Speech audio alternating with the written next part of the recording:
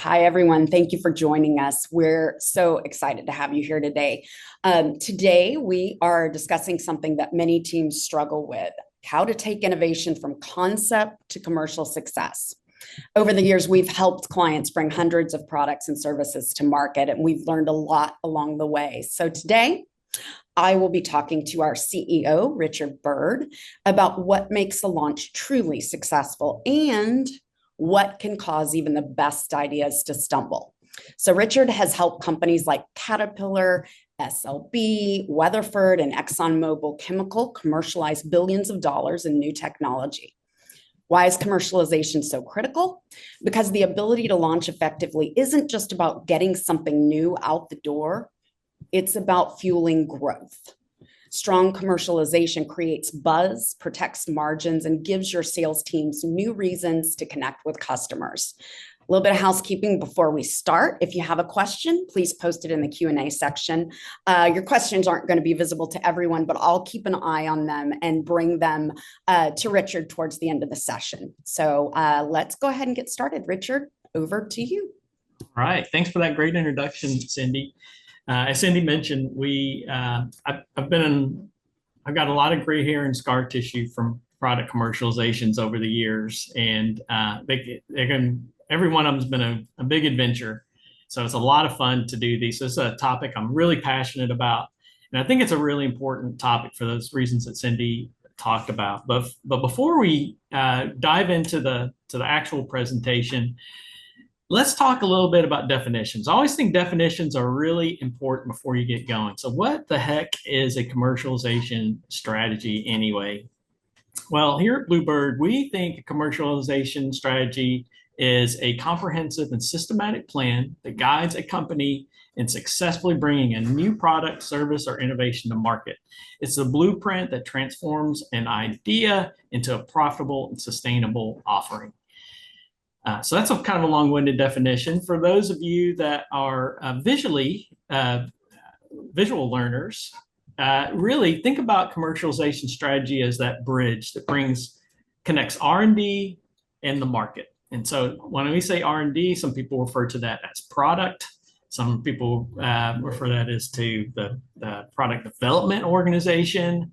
Some people think about that as, but really, what that is all those smart people, the engineers, the scientists, all those people that are working on building new things for your company to release into the market. And we say market, that is there's two big groups of people in there. Those wonderful people that give you money called customers, and those really terrible, nasty people that are trying to take food off of your kid's table called competitors. We call them bad guys here. And so that's what we're trying to do, is make sure that there's a good link between those two worlds, and a good commercialization strategy will bridge that.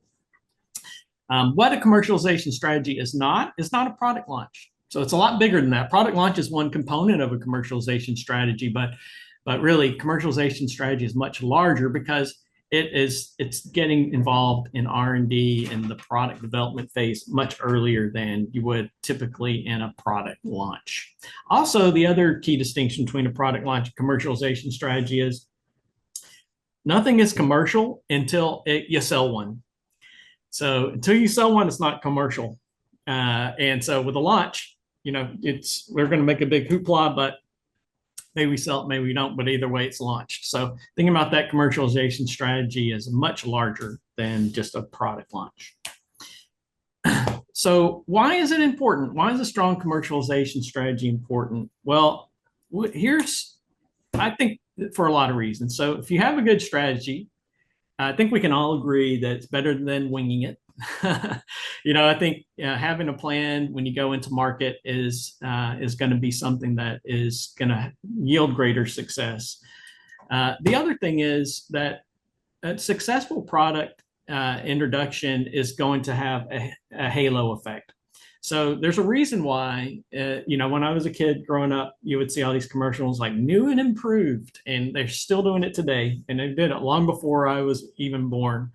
And the reason why they do that is whenever something is newly introduced, people have, it's a cognitive bias that people suffer from. So whether it's true or not, people think that a new introduction is something that is better. If it's a new product, it's going to be better. The new Lexus 4000, right? You see it all the time on commercials, and they do it for a reason, because it works. It positions your brand as the innovator. So if you think about brand and how people form opinions of brands, it happens by the number one thing that helps people form their opinion of a brand is by the offerings, experiencing and coming in contact with offerings. And if you have an offering that if your company is constantly releasing new products, you're going to be seen as an innovative brand out there. This one is for all the finance people in the house. So it can be new technology it can be a powerful revenue driver. So if you think about if you have your total addressable market, and if you have a new offering that can expand that total addressable market to new customers or to new industries or these other things, well, that's going to drive incremental revenue growth to your organization. In fact, some of our clients have track that metric. They have a new technology revenue that they track. And so it's any technology that's been released within the last 3 years. They track that as a component. It's such an important, critical growth factor for them. And not only can you get new revenue, it should help you maintain stronger margins. And why do I say that? Well, if you have a new offering and it's truly differentiated, you should be charging a premium for that. And you need to capture those fatter margins, or if you don't, you're not going to have money to invest in new offerings and new innovations later. So super important. And then finally, it fires up your employees, and it can be a great recruiting tool for you. I had the luxury of working for a company that was seen as an innovator in its industry, and it was cool to work there. We liked it. I think the employees walked a little taller, and we're a little more proud to be a part of that company than we would have a company that's also ran or seen as a laggard in the industry. And I was at a conference a few months ago, and it was an aerospace conference. And it was really interesting because there was a guy talking about talent in the aerospace industry, and he worked for NASA. And he said, he was lamenting the fact that a lot of the talent was going to SpaceX. And he said he didn't quite understand why that people were going to SpaceX, because they work them like dogs there, and they don't pay as well as any of the other companies. Well, I got news for that guy from NASA. The reason why they are willing to work harder and for less money is because they want to work for an innovative company. So it's a very powerful tool to position yourself as an innovator.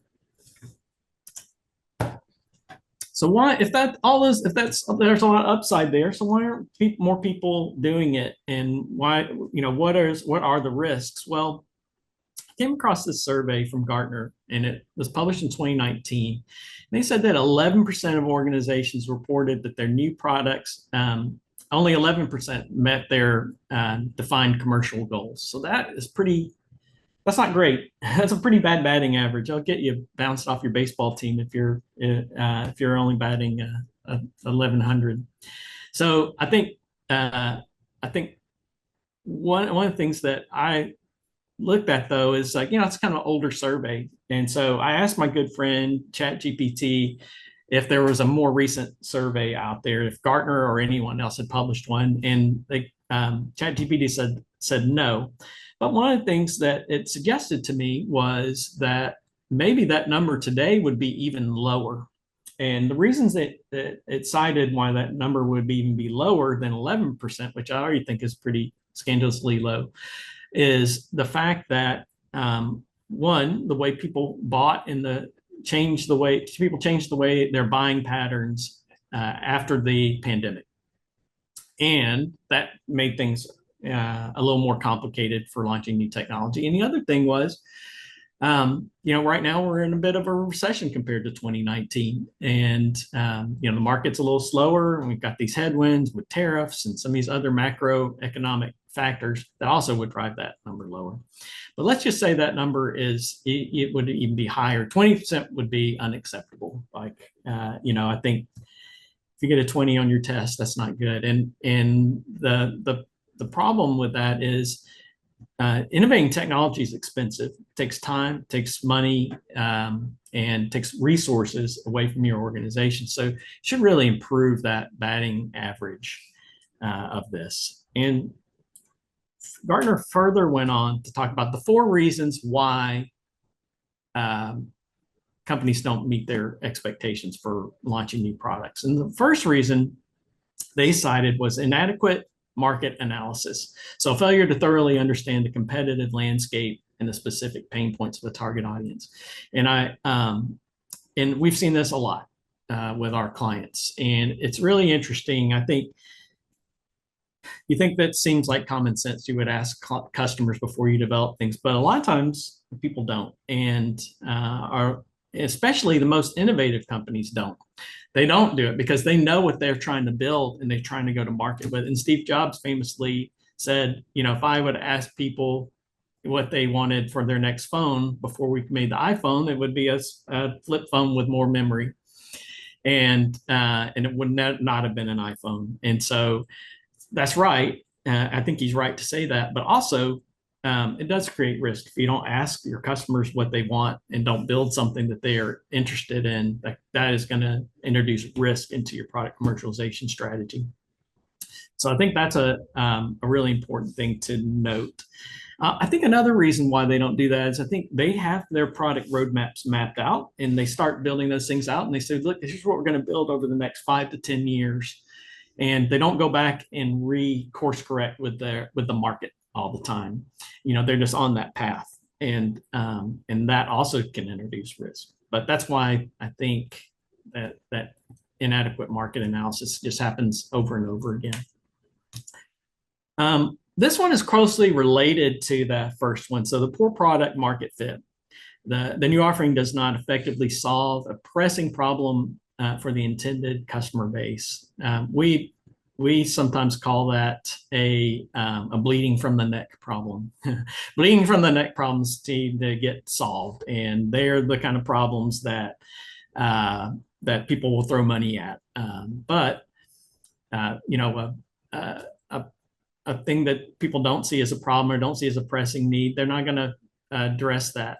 But one of the things I want to talk about with poor product market fit, I think poor product market fit is sometimes a lazy man's excuse for why things don't work. And it can be a little bit of a cop-out. I think I would challenge this assertion from Gartner, because I think many times poor product market fit, it can be also a poorly positioned item. And I've got a whole section I'll talk about on why I believe that to be the case. The third thing is internal misalignment. So a lack of coordination and communication between product development, marketing, sales, and other key departments.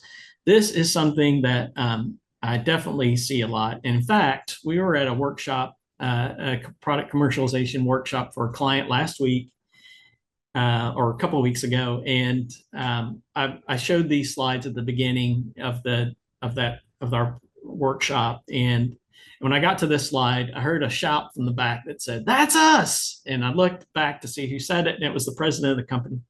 And everyone agreed with him that that is something that they struggled with. And so you go, wow, that is interesting. But you can see where if people are misaligned, you can see why you're not going to meet expectations, because if you have all these different thoughts about what success looks like, it's going to be very hard to hit that. And one of the things we see a lot is that management may have overestimated what they think the commercial potential for something is, or what the revenue goals should be for something. And then you talk to the salespeople and they go, "There's no way we're going to hit that." Or maybe you talk to the marketing people and they say, "Well, our total addressable market is X, so I think we should be able to make this much money, and the leadership's like, yeah, but I don't see us hitting that for 5 years and not 1 year. So there's always disagreement over this, and it's shocking how few people actually get their heads together and really get aligned on what their KPIs are going to be for commercializing a new offering. The fourth thing that Gartner said was ineffective launch strategy is the other key contributor to why these product introductions fail. And that means a poorly executed go-to-market plan that fails to generate awareness and drive adoption. So in marketing, we are kind of known for famously not making a lot of guarantees.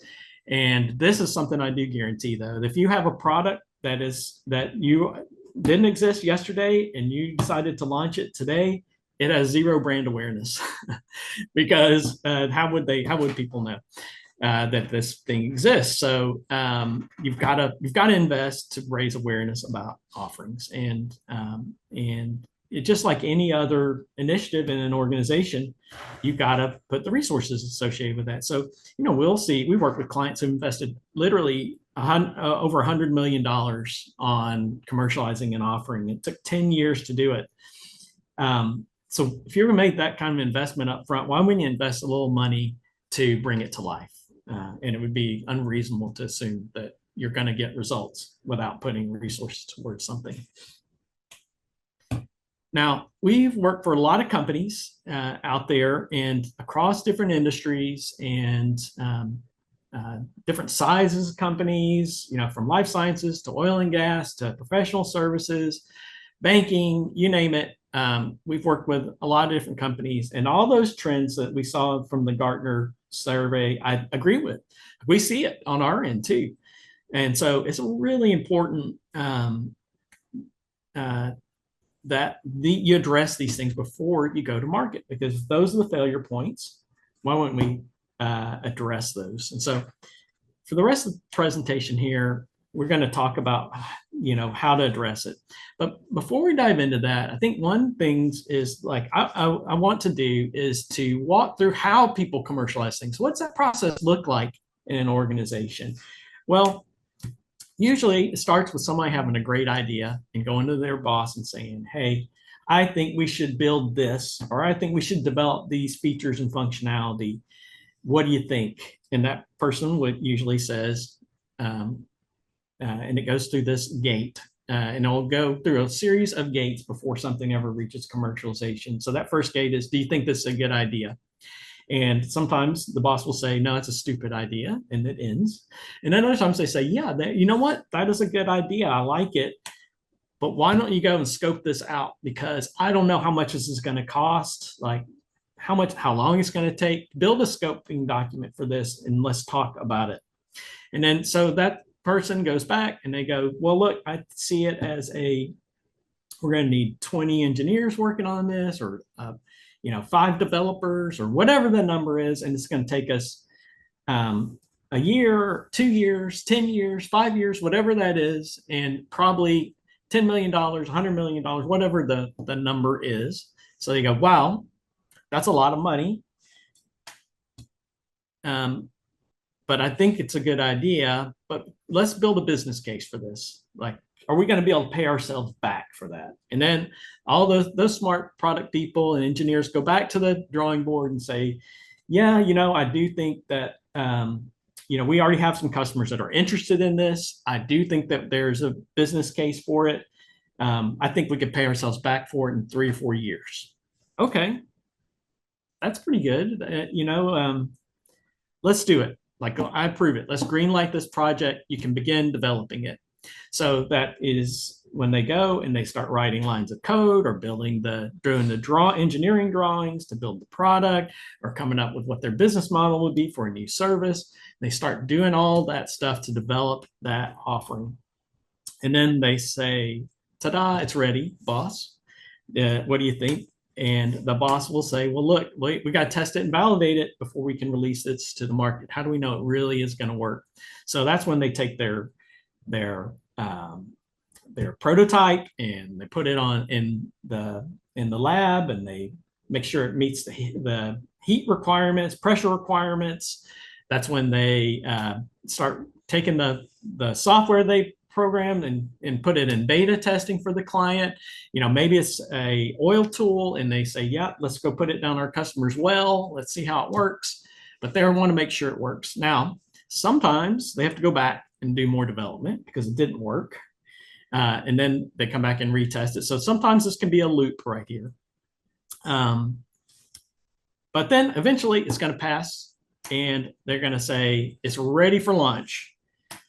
Call in those weirdo marketing people. We need squeezy balls and we're going to release this at the trade show next week. And that has happened to me on many occasions. And I know there's probably some marketing people that are laughing and saying, yeah, that happened to me too. And then once that is ready to go, it is in market. And then sometimes we sell the salespeople about it.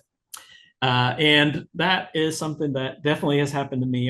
This is where I got some of that gray hair and scar tissue in the beginning. Was when I was with another company, we launched a new offering. It was a significant tier 1 type launch, and we made a big deal about it. We had a big launch party. We had made cool animations and cool videos and built a killer landing page for it and all this stuff. And we launched it at a trade show. And one of the salespeople came up to me and said, hey, the customer just came up and asked me about this new product we have. I don't know anything about it. What is that? And I was like, oh yeah, we launched it. And he's like, well, nobody told me about it. And I looked pretty stupid in front of our client. And so I thought, oh my gosh, this is not a good way to do it. But the reason I tell that embarrassing story about myself is because it happens to a lot of people and has happened a lot. So one thing that might inform a better commercial process is to incorporate sales and marketing in at each stage of the process and earlier. So it's not, things aren't a surprise. So what we suggest is getting sales and marketing involved early. In fact, that initial idea doesn't have to come from a product person. It's better sometimes if it comes from a salesperson or a marketing person. And the way that looks is, if the salesperson has a great relationship with a client and they are, that customer says, hey, we really want you to develop this thing. It's missing from the market.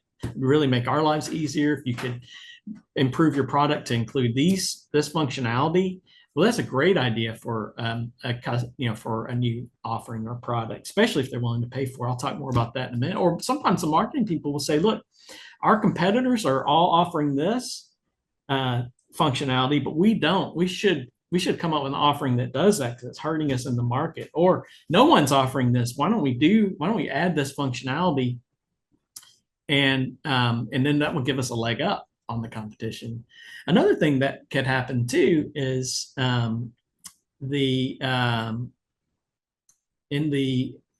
scoping phase, sometimes somebody will come up and say, this is going to be a 10-year, $100 million project. And the sales and marketing people say, well, we can't wait that long to get that into the market, or that's going to be so expensive. No one we know is going to pay for it. Our customers are going to be too cheap to pay for something like that. Is there a way to reduce that? Can we reduce the scope of this? Or in the building the business case, you should 100% be talking to marketing people and salespeople in that phase where you talk about, what is the total addressable market we can serve with this? What is the willingness to pay for this market? And that's where your marketing team, if you have a strategic marketing team in your company, those people should be really helping you with that. And even conducting, voice of customer research, through your salespeople could even work at that point. I have a whole section on that in a minute, but so we'll talk about that a bit more. Development, you do not want your marketing people helping you develop new technology.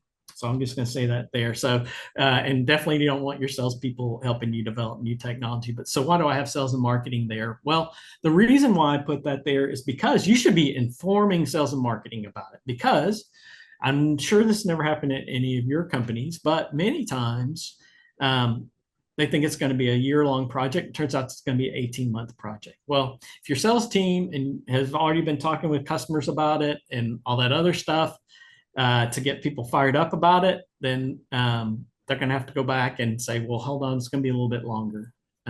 So that's where you want to keep marketing and sales informed about this, because they might be helping you to get ready for a trade show that is going to be just at the time of launch of this and ready to communicate it. They need to not make room for you on that trade show if you're going to miss that deadline. So keeping sales and marketing informed is really important there.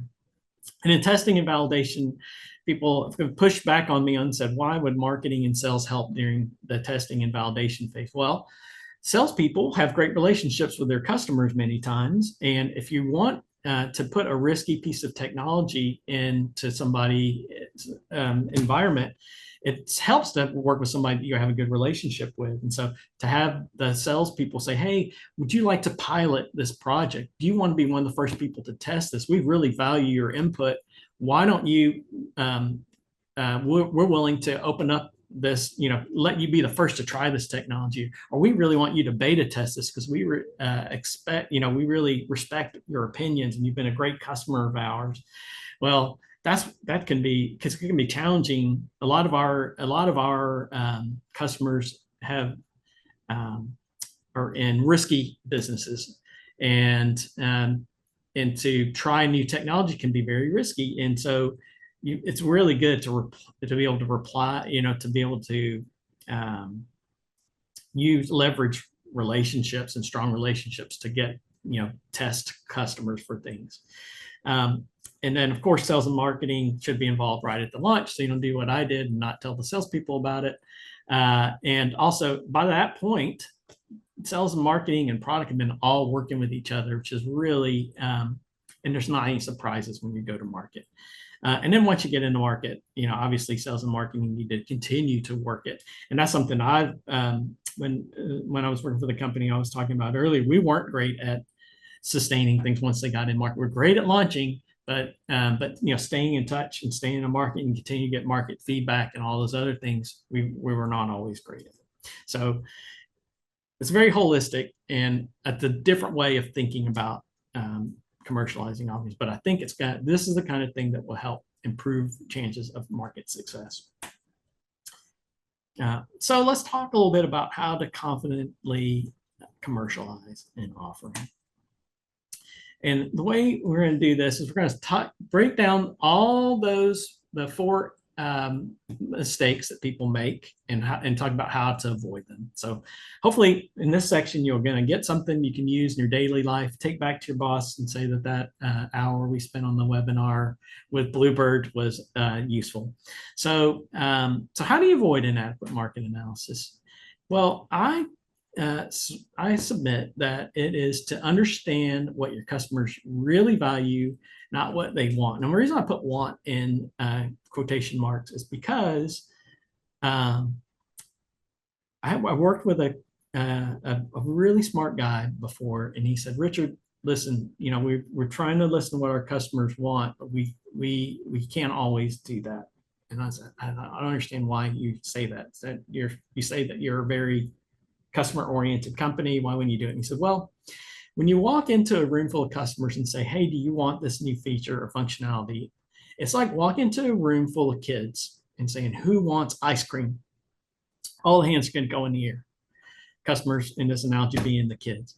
And but if you say, all right, well, how many of you are willing to clean your room before we go to the ice cream shop? Well, a certain percentage of the hands are going to go down in that room. And to bring that back to the analogy with the customers, if you say, how many of you are willing to pay a premium for this? A lot of the customers' hands are going to go down in the room too. So that is a really important aspect of that. And so you've got to understand, it costs you money to develop this technology and develop new features or new products. So if that's the case, you should want to, you're going to have to charge a premium for it to pay yourself back. And if they're not willing to do that, you shouldn't develop that technology. So that's a really important part of this. And the way we do that is we do voice of customer research for our clients at this stage. And we do use not just calling them saying, hey, do you want this? But maybe talking about what are the tasks that you're doing? Where are you seeing pain points in your organization? What are the things that are holding you back? Those kind of open-ended questions and listening. But we also use a technology called conjoint analysis. And conjoint analysis is really, really fascinating for many of our customers, because what conjoint analysis does is enables you to list out all the features that you think you should be developing in a product, and associate price points with those things. And you can put together feature packages, and customers can vote on the things that they like the most and the things that they don't like the most. Well, as they rank their decisions and choose the different things, what the output provides this really beautiful data that says this feature people want. They want it this much. There's a little bar chart, and this feature no one really wants. In fact, they see it as something they don't like. But if you can combine this feature and this feature and this feature, you have a very valuable offering. So we're able to really give wonderful guidance to our customers on what features they should be developing and which ones they should be talking about. And the other thing is, not only do we do it as a, break down that data as a whole, we also break it down by job titles. We want to talk to a lot of people involved in that buying committee, and you'll see that many of the people have very different thoughts on what's valuable and what's not valuable. So we did this for a client in the oil and gas services industry, and we found that the drillers valued something very different than the geologist, and procurement didn't value anything but saving money, and the safety people valued something else. And so as we went through that, we really able to hone our messaging for the drilling department, for the reservoir department, for procurement, for safety, and really craft very detailed messages, because we knew what they valued, and also we knew what they were willing to pay for and what they weren't willing to pay for. And so if you do this right and you do it early enough in that process, you will not spend time and money developing things that customers aren't going to pay you back for. So very valuable way to look at voice of customer research. Avoiding internal misalignment. So how do you fix that? And well, our analogy for this is getting more fingerprints on the gun. So what do I mean by that? I mean, and the way we do that is through strategic workshops. And that's why, what the strategic workshops do is you get people from all the people that are going to touch it, that are going to, influence the product commercialization. It should have input on that. So like management team, like your product team, your sales team, your marketing team, the service behind the sales, operation, manufacturing, finance. You want to get those people in a room and get them on the same page. And say, like, what are our goals here? And are these believable? Are they realistic? Mr. CEO thinks, just told the board and private equity we're going to make $1 gazillion for this. Is that, should we, is that accurate? Do we all buy into that? And if so, what, if we do agree on that, how are we going to get there? So what are the responsibilities? Who's going to do what, when, in order to make this a successful commercialization? And how are we going to talk about it? How are we going to get this to the market? And how are we going to compete in that market? All those things, what we're looking at, and getting people to agree on what that plan is. So once we do that workshop, we'll have a playbook, and it is we document all the things that we said we were going to do in order to make this a successful launch, and what the goals are. Everybody blesses it. And then what we found is that when our clients, many, especially some of the bigger companies, they maybe they're slow to move at times because they're a big ship. It's hard to turn things around. But once they have locked arms and really say, this is what we're going to do, they'll move into market, and they will achieve that success. They will achieve success in those markets once they're all aligned. But if there's internal fighting or they're not agreed, they won't move forward. So it really, really helps overcome that internal misalignment phase that we're talking about. The other thing that we want to talk about is avoiding poor product market fit. And as I said before, I think if it really truly is poor product market fit, you shouldn't do it. You should just stop. don't do it. But like I said before, I think positioning is can help a lot of things, and I'll show you why I think that is. But let's just say, why do people confuse poor positioning with poor product market fit? Well, really, I think at the end of the day, by their nature, innovative offerings are always going to be challenging for prospects to understand, because it is innovative and it's going to cause them to think about things differently. And I hate to burst everyone's bubble out there, but that has a new cool product that they want to launch.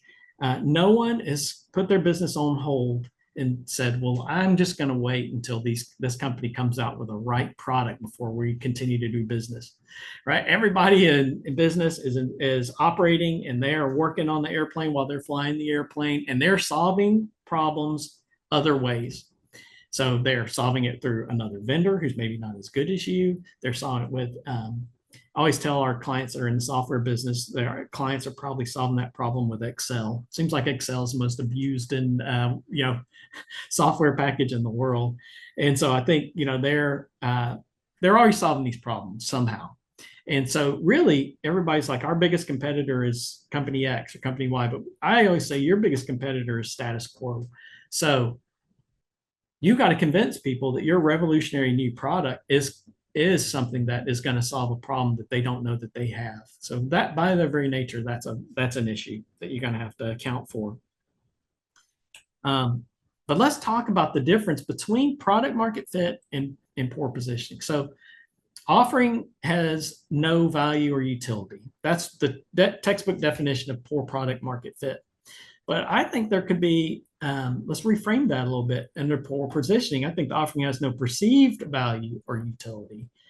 The offering doesn't have a large enough customer base. Well, that could be true, but also the target audience segment maybe has not been clearly defined, is another way of framing that. Or the offering is difficult for the sales force to sell. So people launch things and the salespeople aren't able to sell it, and they go, well, it's a bad product market fit. Well, maybe the sales force wasn't properly trained on how to sell that offering. And what we see a lot is salespeople have, being in sales, especially in some of these riskier industries, and can be very, very challenging. And I think the sales team, that they will see risk at new offerings sometimes, and they're going to say, look, I'm perfectly happy selling what I've always sold. I don't think I want to sell this new thing because I don't know if it really is going to work like we said it was. I don't know if we're really going to be able to deliver it and manufacture it in the timely way like we said we would. And if I go and introduce this to my clients right now, it's going to be unproven and it might make me look really bad. And I don't want to ruin any of the relationships I have with my customers. I don't want to sell it. And we've seen that a lot over the years. And so it's something that you've got to make sure the sales force is confident in before you go and sell it. But let's look at these things through the lens of a real world thing. So this hideous creature is a Labubu doll. I don't know if you guys are familiar with those, but these things are a very hot thing right now. And think of them as like the Beanie Babies for 2025. And we have an employee here named Ivy, and Ivy loves these things. So she thinks they're fantastic. So let's look at this through that lens that I just described. So does a Labubu doll have value or utility? Well, to me, no. I mean, I guess it's a keychain. So like, I guess I can put my keys on it, but it doesn't seem like the most practical keychains, kind of bulky. I don't know, like to me, there's no value and very, very little, like next to zero utility. Is there a large enough target audience? Well, I wouldn't buy it, and none of the people I hang out with would buy it. So I would say no. So is it hard to sell? Yeah, it'd be pretty hard to sell me one of these because they're expensive. So yeah, guess what? No. But let's look at it another way. Ivy, does it have value or utility to her? Yeah, she thinks they're really valuable and she likes them. And it makes her feel good to own one of these things. So there's a lot of value. Anything that makes you feel better, there's value there. Utility, yeah, it has utility for her because it's something she uses to talk to her friends about, and her other friends have them, so they collect them and they compare them. Is there a large enough target audience for her? Well, yeah, there's a massive target. There's millions of people just like Ivy out there that want these things.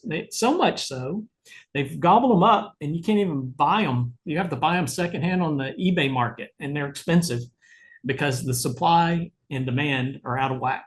So, are they hard to sell? Not to Ivy. She would buy them in a heartbeat, and it's just is she going to be willing to part with that much money to buy one of these things? You know, I looked at it on eBay before this thing. This little doll right here sold for like $65 for a keychain on eBay, and that wasn't even like the final bid. So you go, yeah. So is it a poor product market fit, or is it bad positioning? So positioned right to the right target audience, with the right sales training, guess what?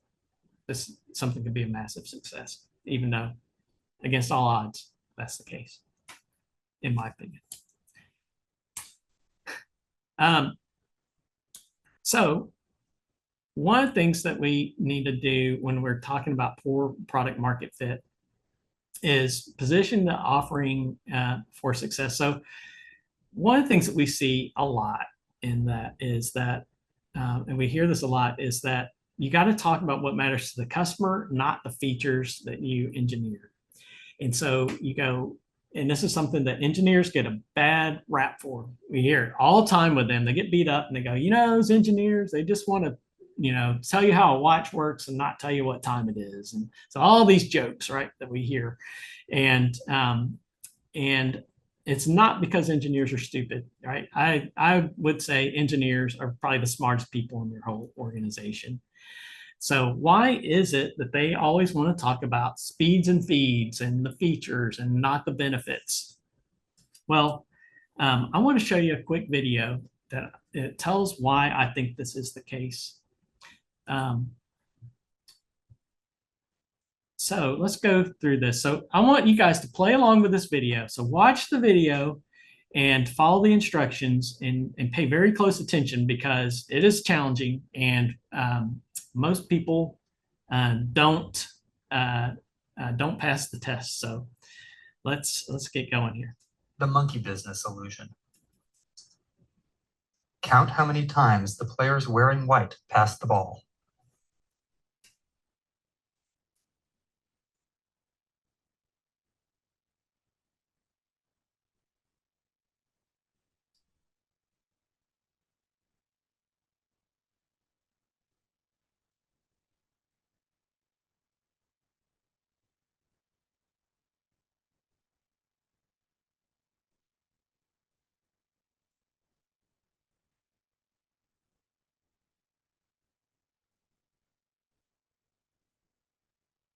The correct answer is 16 passes. Did you spot the gorilla? For people who haven't seen or heard about a video like this before, about half missed the gorilla. If you knew about the gorilla, you probably saw it. But did you notice the curtain changing color or the player on the black team leaving the game? Let's rewind and watch it again.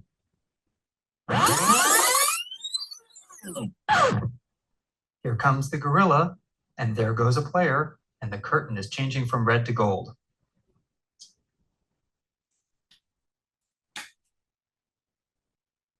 When you're looking for a gorilla, you often miss other unexpected events. And that's the monkey business illusion. Learn more about this illusion and the original. So, show of hands, how many people counted 16 passes correctly? Yeah, I did this test with my son, and he only counted 8 passes, but he did see the gorilla. And I counted 16 passes, but I missed the gorilla. And so, you know, it's interesting phenomenon when you do that. And so why did I show you that video? Well, I showed it because if you think about the question I posed before this of why, if engineers are so smart, why do they focus purely on speeds and feeds and features and all those kinds of things instead of focusing on what really matters for the customer? Well, it's because if you think about that process that I showed earlier, they have to go and they have to build a scope for this. And they say, here's all the stuff we're going to build as a part of this thing.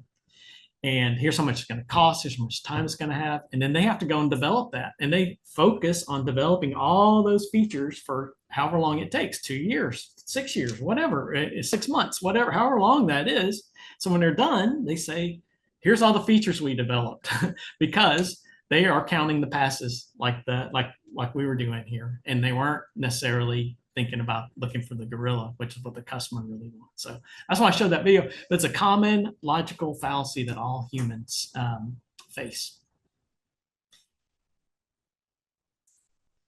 All right. So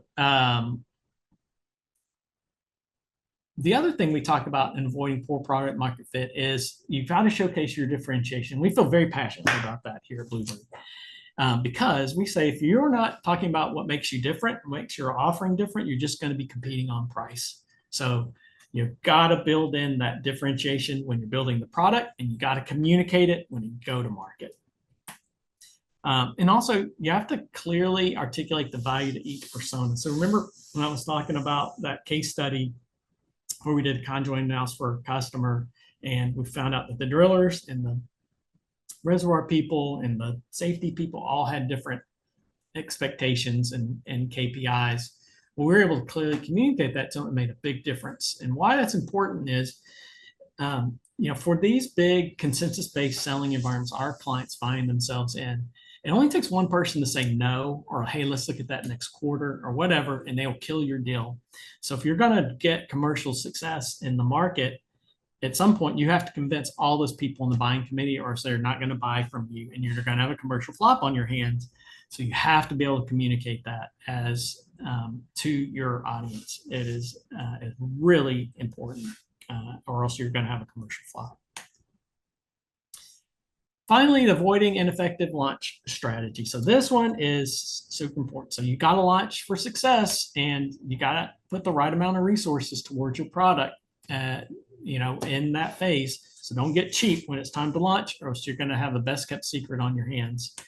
And then you got to be sure and tell your salespeople about it. But unlike me earlier in my career, but also you've got to provide them with the right sales materials and training, or else they're not going to feel confident selling it. So don't forget about, sales enablement as part of this, in addition to the normal things that you think about when you're thinking about launching with a cool web page and videos and all those other things.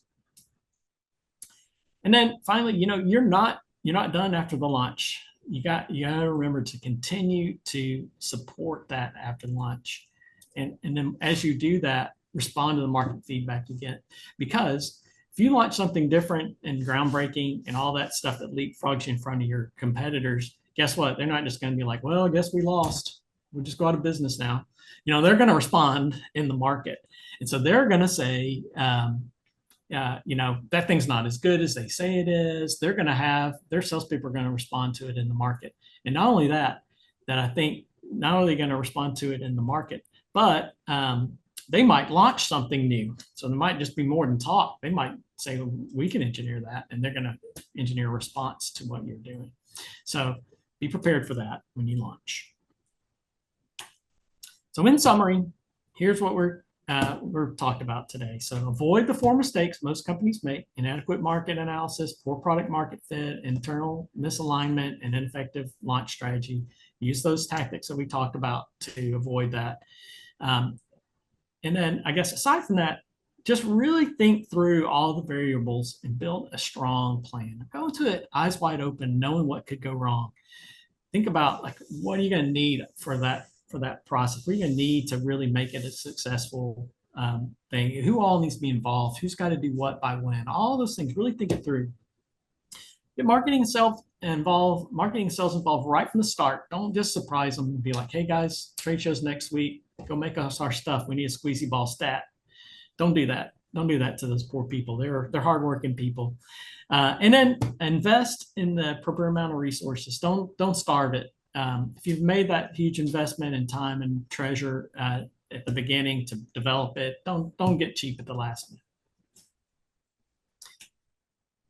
So quick plug here. You know, at BlueByrd, as Cindy said, we do this a lot. It's not our first rodeo for sure. Last year, we spent about 65 days helping people commercialize offerings. And so then the way we do that is we do it through a commercialization strategy workshop, and we build a playbook. So what we're trying to do there is work on offering definition. How do we talk about this? What are we selling? What problems does it solve? What's our commercial model for this? What are our goals for this website? Let's get everybody's fingerprints on the gun here, figure out where we're going, what we're trying to build. Who are we talking to? You know, what is keeping them up at night? What are the pains and gains that we're trying to address with this? Who are competitors? Who are we going to have to disrupt? Whose lunch are we going to have to eat in order to launch this thing? And what is going to be our advantage? Why would we win? What is our differentiation? How are we going to tell that story to the market? So once we have that, we discuss those things, we build a playbook, the documents that we talked about, and then comes out with a real clear plan to address that so you don't have, you can really reduce your risk of having a commercial flop. So that's what that whole thing's about. Now, I talked a lot. Now let's hear from you guys. What are some questions from the audience? So go ahead and submit your questions, and Cindy will field those, and we'll discuss it. Thank you, Richard. I have one. So you had talked about dedicating enough resources. How do you know you're dedicating enough resources to a launch campaign? Well, that's a very good question. And I would probably answer that with a very, consultant based answer. It depends. So there, next question. No, just joking. But it does depend. And, you know, a lot of times our clients, when they were launching a new product, they break it into tiers. So maybe like a tier 1 would be your highest, most, the biggest type of launch. And that's usually things that have a lot of commercial window, like a big market, big size of the prize. And it's probably a more groundbreaking technology. It's going to have some differentiation around it that people can't easily encroach upon. So that would be what I would consider a tier 1 launch. Well, for those things, you should invest more money. You should invest a fair amount of resources for that. And it's relative, right? So, and that's relative for every client. So some of our clients say this is $1 billion market. Well, you should invest a lot to address $1 billion market. Maybe it should be in the millions. You should have millions of dollars worth of resources to go capture billions. And that's just not a greedy marketing guy talking. That's just a business person talking. Like that's what things. It's all business is a risk, and you should calculate that risk based on reward. So if it's a high reward, invest more money to get that high reward. If it's a tiny little feature update that you have that you're commercializing, well, just use your salespeople to go tell about that. If there's not a big commercial update and all your other competitors have it, just have your sales guys go in there and say, we have it too. So, small amount of resources. So depends on what you're trying to do, size of the prize, engage it that way. Perfect. Okay, I have another one. What best practices do you recommend for proper voice of the customer? All right. So what we recommend, the conjoint analysis is a really good one, I think, to really figure out what are the is a really good one, because getting that voice of customer is really, I think, critical. And understanding, so it goes back to that ice cream shop thing. Great, they want this, but are they willing to pay for it? It's a big question you're trying to address with that. And then also, one of the things that we see a lot in that voice of customers, sometimes people are like, I want to go and we'll just have our salespeople go talk to them about it, the voice of customer. But one of the problems you run into with that is sometimes the salespeople have a great relationship with the customer, and the customer don't want to hurt their feelings, and so they tell them what they want to hear. But if you bring in a third party to go in and ask those questions, you tend to get more candid answers. And so hire a third party to do that. It doesn't have to be us. Like it's not a sales pitch for us to go do that. There are a lot of research companies out there that can do that, hiring another consultant to come in and do it. But you want to get really clear answers. And also you want to make sure that it's somebody who knows the right questions to ask. So you get, they can ask open-ended questions and do that. And then also somebody who knows your business well enough that can say, wow, that's an interesting answer. It's not what I was expecting. Can we dig a little deeper on it? Can I ask a follow-up question? And if you're working with somebody who's doing the voice of customer research and they don't understand your industry very well, then we'll just go, okay, well, yep, that's the answer. Let me jot it down here. And then you get the results back and you're like, well, that was a crazy answer. Why did they say that? And so you might not get everything you want. Right. That makes sense. Okay, so let's see. Another one, you mentioned consensus-based organization with a lot of stakeholders. What have you seen work well to get alignment? That is a wonderful question. So for that, what we found, and to make that consensus-based selling environment even, I guess, more complex, is your sales team probably not going to get a chance to get in front of all those people. So let's say the last number we saw that came from Forrester Research was that in the average B2B sell, there are 8 people involved in the average sell. And that number was up from 6 2 years ago.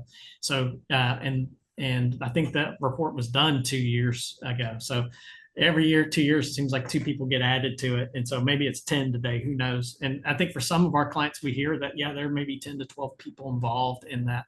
And your salespeople probably get to talk to 2 of them, or maybe 3 if they're super lucky. So yeah, so what we found is in part of that commercialization strategy is to really think through that buying group. Who are those people? Who can say no, or let's hold off on this? And what are they getting judged on in their career? And like, how can your product either help them get their goals, or how can it help them avoid what they see as a failure?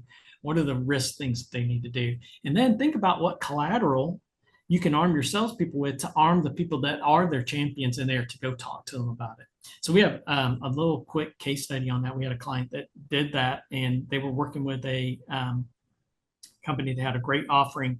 They had a great value proposition that's highly differentiated, and their deals just kept dying. And they found out through their product champion that their champion within the customer, that the safety people were the ones that were killing the deal. And so what they did is they built a whole thing on their safety track record, and they gave it to their champion and said, give this to your safety person. And it said, here's all the reasons why we're the safest company that you never heard of, basically, is what that thing was. And they got the $100 million deal with this for their client by proving it out. And so I called that the $100 million flyer. And so, simple things like that can go a long way. Right. Okay. One more question. What do you recommend for organizing employees on a new product team? A, keep the existing org, or B, align to a new team org with specific outcome-based metrics, or C, other? Whoa, that's a great question and well thought out. And so I've seen both work. So sometimes if it is a very, very innovative offering, and it's going to be challenging for your organization to get behind, I've seen these skunk work teams get together, and with the product people, the sales people, the marketing people, all those people in one group working in a faster loop than they might if they were in a larger organization with a lot of bureaucratic red tape and boundaries and all those other things. So having that little team can be really powerful to escape some of the restraints you see when you work for a big company. Like I mentioned earlier, a lot of our clients are large companies, and I'm beating up on them, but they are bureaucratic. They just are. And so escaping that, having that smaller team can give you a little escape velocity from that. But also I would say that not is always sustainable. So if your company is seen as a very, you want to be seen as a company that's rolling out new innovative practices consistently, might be better to use this as an opportunity to get your systems and processes right and make sure that you can do this as a matter of course for your organization. So following that regular process, or the regular structure of your team, but changing the process to accommodate that could be a really might be the better approach. So I'm not sure which would be best for you guys, but I would happy to have the conversation offline because like I said, I've seen both work. Yeah. Well, that's a perfect segue. So it's 12 o'clock, and so we're gonna wrap everything up so that we keep to the time. We never have enough time to talk about everything we want to talk about. So if you want to continue the conversation, feel free to reach out to us and send me a chat if you'd like to take advantage of the commercialization offering. And we look forward to seeing you on the next one. Thanks, guys. Have a good day, everybody.